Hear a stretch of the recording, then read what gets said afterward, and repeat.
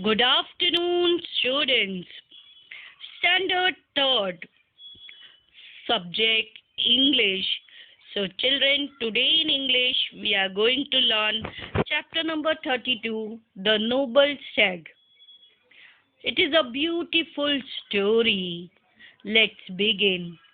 As we all know, King Brahmadatta of Benares was extremely fond of hunting.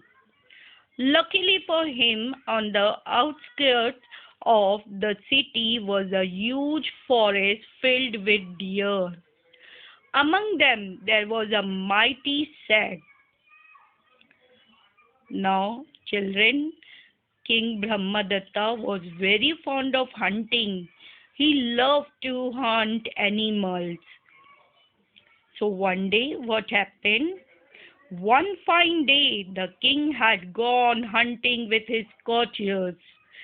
He told his courtiers, if you allow even a single deer to escape, I will punish you severely.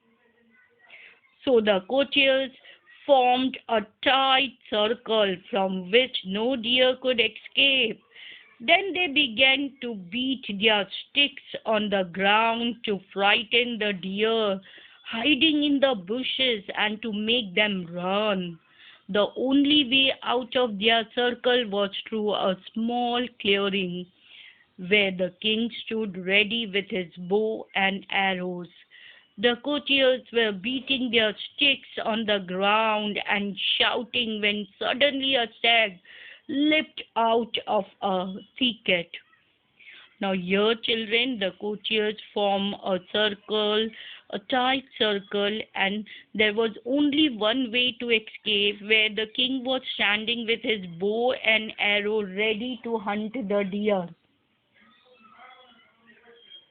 The stag saw that the king was standing in the way, so he looked the king straight in the eye and made a dash towards him. The king was taken aback and shot an arrow towards the stag hurriedly. Of course, it missed the mark, but the stag rolled over. Now, there is one thing that you must know about the stag. It has excellent instincts and is extremely good at dodging arrows, whether shot at from the back, front, or even the top. If an arrow is aimed at its belly, it pretends to roll over and then jumps up and runs once the danger has passed. So here the deer has an excellent instinct. He can dodge the arrow shot from back, front, and even the top. If an arrow is aimed at its belly, it pretends to roll over and then jumps up and then runs. So you can see here. So when this stag rolled over, the king thought that his arrow had found its mark. He lowered his bow and began to walk towards the stag. But the stag suddenly jumped up and shot past the man. When the courtiers realized that the king had been mistaken, they started to laugh. Now the king thought himself to be an excellent marksman and could not bear the taunts of his men. He grabbed his sword and set off into the forest in order to catch the stag. He chased the stag for quite a while and covered a long distance. Now your king was very much upset, so he took his sword and set off in the forest after the stag to kill it.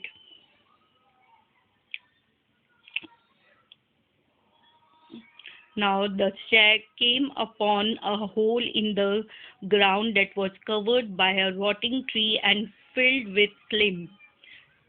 From a distance, it could smell the dirty water and so was careful not to run over it. But the king could not sense the pit and fell right into it. After a while, the stag realized that he was not being followed any longer. He understood that the king had perhaps fallen into the pit. Now, here that pit was made for the stag to fall in it, but unfortunately, the king only falled in it.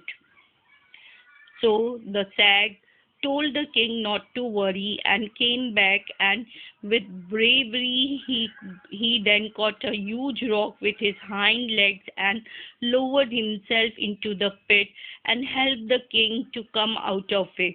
The king thanked the noble stag again and again and asked him to return with him to Benares, where he could have anything and everything he wanted.